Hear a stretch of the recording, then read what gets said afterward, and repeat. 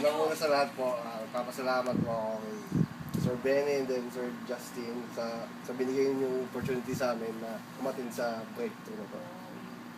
Unang-una sa lahat, sana hindi sana ako sasama sa kanila sa pagpunta dito. Kasi medyo may nagkaroon ng konti lang naman nakalipat ako ngayon sa Cavite.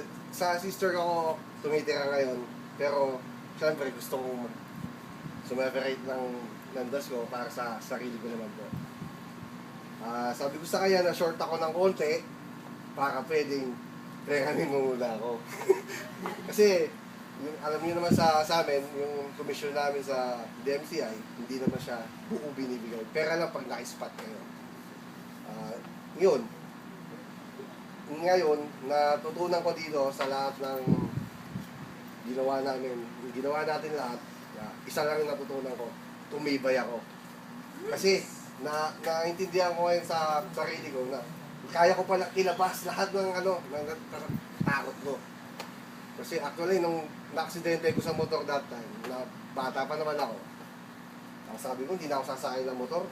Kasi, na-aksidente na ako eh. Pero ngayon, hindi na. Sasakay na rin ako. Kotse na pala sasakyan ko.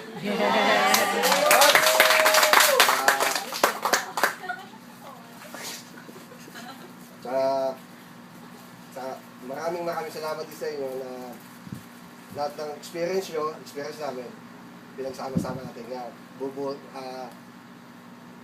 It's a good thing na lahat tayo magiging maganda sa hinaharap. Tsaka, Coach, yung challenge namin yung sinasabi namin sa inyo na 1 million for yung namin matutupad dyan sa May 31. Thank you.